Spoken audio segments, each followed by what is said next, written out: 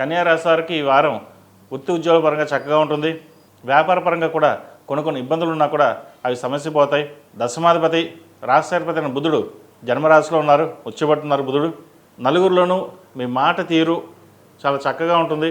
10 మందిని మీరు మెప్పించగలుగుతారు. అయితే నిర్ణయాలు తీసుకునేటప్పుడు మటుకి స్థిరమైన నిర్ణయాలు తీసుకోలేరు.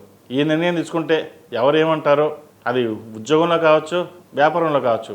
మీరు ఒక ప్రాజెక్ట్ మేనేజర్ అయ్యి ఉన్నారనుకోండి, నిర్ణయం తీసుకుంటే మేనేజ్మెంట్ ఏమంటుందో, ప్రమోషన్ వస్తుందా డిమోషన్ వస్తుందా బాధలో ఉంటారు, భయపడుతుంటారు.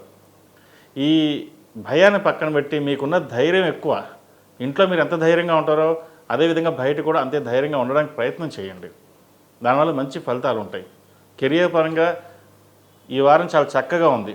ప్రమోషన్ కావచ్చు, విదేశాలకు వెళ్ళాలనుకునే వారు కావచ్చు, అదేవిధంగా ఇంక్రిమెంట్కి సంబంధించి అన్ని విషయ వ్యవహారాలు చక్కగా ఉన్నాయి.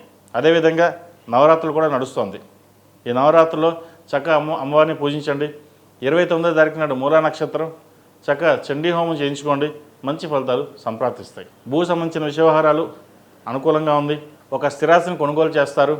ఫ్లాట్ కానీ ఇండిపెండెంట్ హౌస్ కానీ కొనుగోలు చేయాలని ఆలోచన చేస్తారు. దానికి లోన్ మంజూరు అవ్వడం, అదేవిధంగా దానికి ముందుకు వెళ్ళడం కూడా బాగుంటుంది. వైద్య వృత్తిలో ఉన్నవారికి, సాఫ్ట్వేర్ రంగంలో ఉన్నవారికి, మరే ఇతరత్ర రంగంలో ఉన్నవారు కూడా విదేశీ ప్రయత్నాలు చక్కగా ప్రారంభించవచ్చు.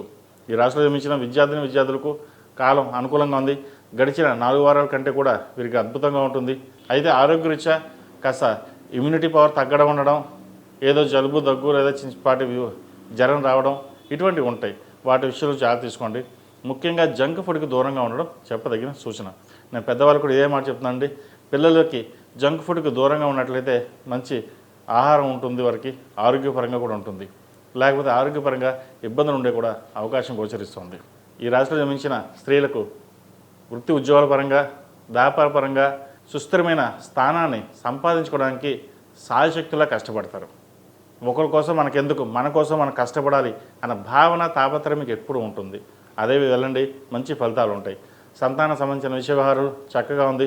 సంతానం కోసం ప్రయత్నిస్తున్న వారికి ఈ నవరాత్రుల్లో సుబ్రహ్మణ్య స్వామి అభిషేకం చేయడం, అదేవిధంగా అమ్మవారికి చండీ హోమం చేయించడం చెప్పదగిన సూచన.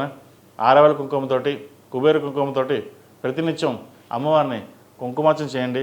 మంచి ఫలితాలు సంప్రాప్తిస్తాయి. ఈ రాశిలో జన్మించిన వారికి కలిసి వచ్చే సంఖ్య 7, కలిసి వచ్చే రంగు గ్రే. ఏదైనా పని మీద బయటికి వెళ్ళేటప్పుడు బుధవారం కానీ శనివారం కానీ వెళ్ళండి. మంచి ఫలితాలు సంప్రాప్తిస్తాయి.